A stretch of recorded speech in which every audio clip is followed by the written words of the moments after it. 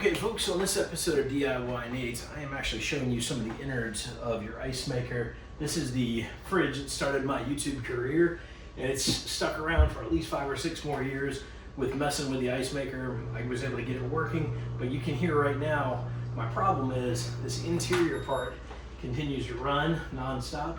It's spinning right now, and so there's probably a way to disable that, but I decided to get into the whole Icemaker itself and figured, hey, while I'm at it, I should probably shoot a video on it, because I'm sure some of you are wondering what the inside of this Icemaker looks like. Full transparency here, folks.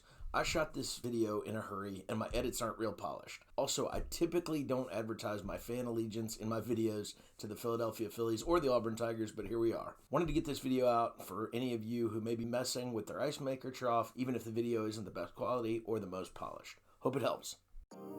You're watching DIYNate. If you enjoy this video, please consider subscribing. Don't forget to tell me about your project in the comments. All right, folks, today on DIYNate, if you remember, the very first video I ever did was on this refrigerator. Most of you never saw DIYNate at that point, and we are back to it. So this is a model number. It's a Maytag Whirlpool series MFI2665 XEM7.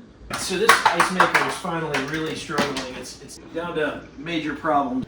The arm inside keeps going off and making a bunch of sounds. So I decided to take the whole contraption off. I've duct taped it over the years. I've patched it up in a bunch of different ways. And I thought I would show you guys, for anybody who's wondering what's inside this thing, this little contraption, this Icemaker comes apart. And once you take it apart, a lot of you guys who are working on your Icemakers are probably wondering exactly what's inside. Well, I took this part off. There's 4 of these screws. They're the standard hex head that kind of goes on a ratcheting screwdriver. I'm not even sure what number that is, but a real hard spot to get in is this screw down here. There was a screw right on the bottom here, and what I had to use to get into it, I used one of these Amazon ratcheting screwdrivers, and I'll show you what I used here. There it is. And I attached it to another extended ratcheting screwdriver so I could get down in there. So this little part right here came off of my Amazon Basics screwdriver. I'll of course leave a link in the video description if you're trying to do that.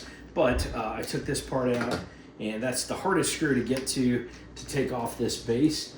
Once I got the base off, I actually took off this little cup piece from here because I don't want it to spin inside my fridge anymore. I've really hacked this thing and I'm not really trying to fix it. I'm just kind of piecemealing it, but I thought for purposes of showing you what's inside, I had patched this part up in the past just because the Icemaker wasn't dropping ice. And at this point, now I'm down to just the inside of it, and we've got the Icemaker here. And what I really want to do is take this middle piece out if I can. And so I'm going to take this styrofoam cover off, and we just want to see what's inside. So anybody else who's messing with this can get an idea. There's probably a screw or something that controls that middle part. So got a bunch of ice in there. And so now we're down to just this part that's spinning inside. And honestly, I'm not even sure how that is fit in there. It seems like it probably has some screws that are hidden behind something, but at least it gets you an idea of what you're looking at. Thought I would just do a quick video to show folks what this looks like on the inside. If you're wondering why your Icemaker isn't working or you're trying to get in there and mess with it, this is what the inside looks like. So hope that helps you out. I'm gonna put this thing back together, and basically I just want to remove this arm because the Icemaker just keeps going off incessantly. It'll keep going off inside, but at least it won't be spinning and grinding and causing it probably to wear the motor out on the inside. So we'll see how that works out, and I hope that helps you out with whatever you're working on. So to remove this little ballast on the inside, I believe there is a little C-clamp type of thing here that you have to open up. And I'm gonna use this little screwdriver to see if I can get that clamp off of there. It's kind of a, there we go. Popped it off just like that with a flathead screwdriver. Now that I've got that out, I believe there's the part that we've got, and that should allow me to pull this whole middle thing out.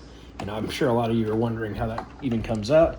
I don't know if it'll, there it is. Whole thing comes off with just that. And so that little clamp, if you're wondering what the inside looks like, that's how you remove that middle part. I'm gonna actually put it all back together and just remove this middle section, I think. Pretty cool. There's a nice little claw machine on the inside here that's kind of neat. If I can figure out how to take this thing off, I will, but it's gonna be fun getting that metal piece off of there. It doesn't feel like it's gonna just play nicely and come right off. So you can kind of work it one layer at a time. It's just big enough, I think, maybe to slide it off. So, well, I'll reassemble it and we'll see what we land with, but at least that gives you an idea how to handle that in the future. And I hope that video helps you out. All right, folks, your mileage may vary, but for me, I'm having a hard time getting past this piece here, and I really don't feel like screwing with it too much more. So what I'm gonna simply do is I'm gonna just use some tin snips here, and I'm gonna cut the thinnest piece of metal I see right here, and remove this, because I do wanna salvage this metal piece.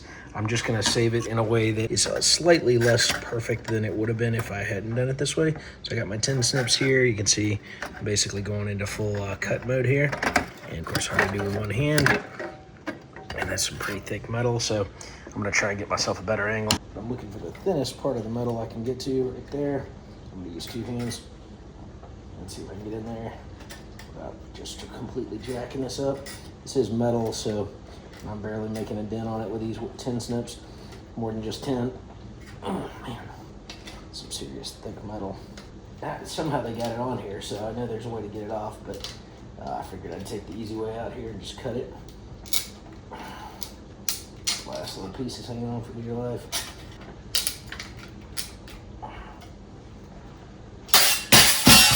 There we go. All right, metal is out. We can now open this up a little more, got a little more room to play. I can get them off the top. It just comes off like that. Now I got this metal piece. This thing is the thing I wanted to remove. And so we got that out, and now we're gonna reattach this whole thing and put it back together. And I'll let you check that process out while I go through it.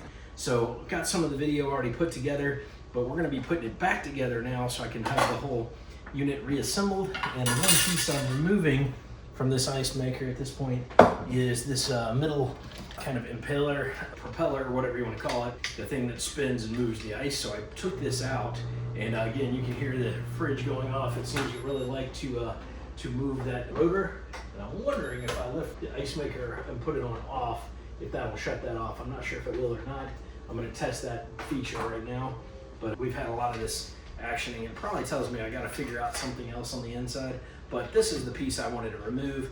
The way I did it, I took off the whole thing, took out 4 screws, 4 of these style hex head screws, and basically just ended up having to pry the thing open and get it working, get it to be able to access.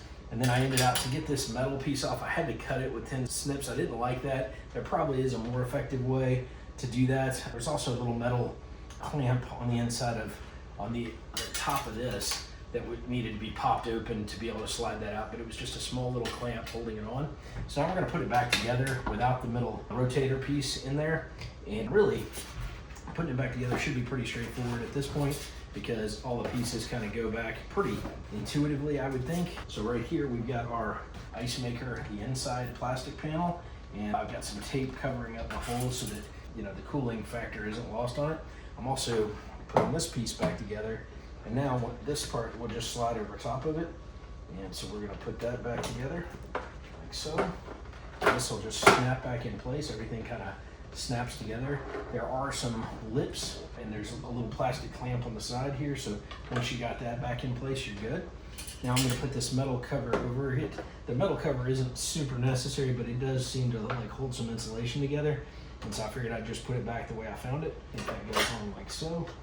The hardest screw I had trouble getting to was this screw right here, and I ended up having to use an extended hex head to get to it. I bought one of these on Amazon for ratcheting screwdriver, and I like it, but it has the detachable piece that my snap-on screwdriver doesn't have. So kudos to the Amazon piece, but I used my snap-on screwdriver to take that piece off, just put them together like that to give me that extended reach that I needed. So we're just gonna put this guy back together. By putting it back together, you can get an idea of what I'm doing here. Your reasons for looking at this video are probably very different than mine, but I've got this metal piece here.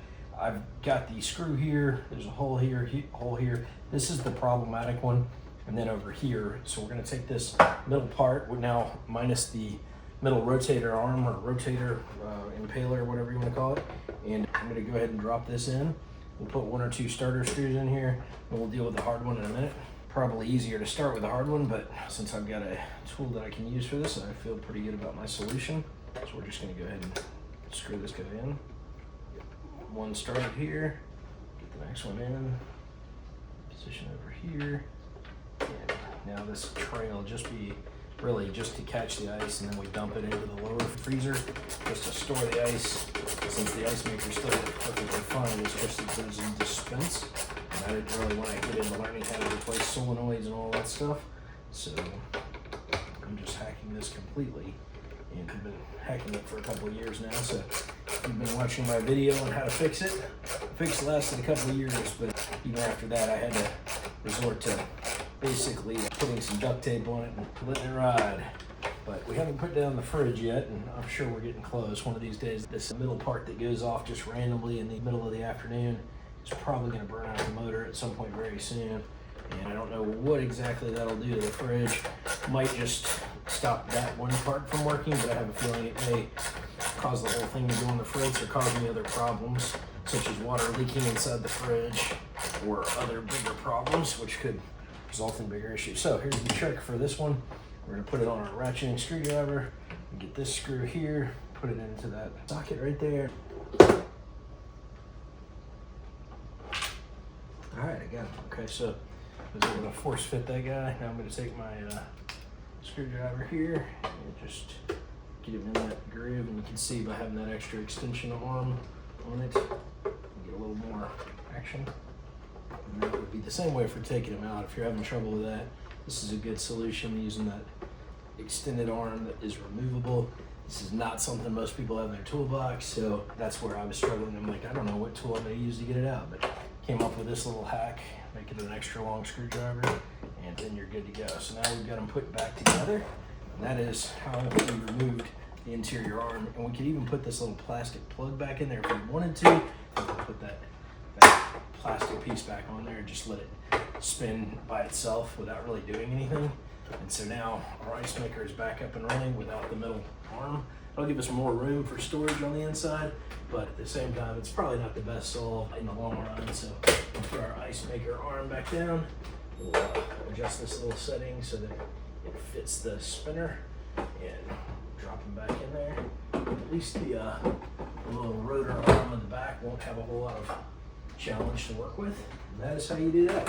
Hope you enjoyed this video. Again, completely random. The only reason I recorded this video was I thought some other people might appreciate it, since I have a video showing a lot of other how-tos with this ice maker. Thought some of y'all might want to crack into it. For all the people watching this video who are fixing it, congratulations to you, because you are a handy person. I can tell the fact that you're searching this and looking for a way to solve it. And also, we're all frustrated with this refrigerator, so I get it. But I hope that helped for the one or two of you out there that needed this video. Would love to hear about it. If you were trying to do something similar, tell me what your story is. And that little clamp right there, that little clamp just gets pushed on like that, and you can just pop them off with a flathead screwdriver.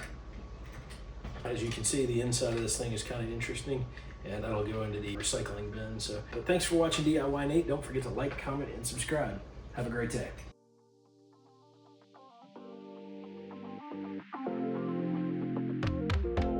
If you enjoyed this video, here are a couple more YouTube things you might like. Thanks again for watching.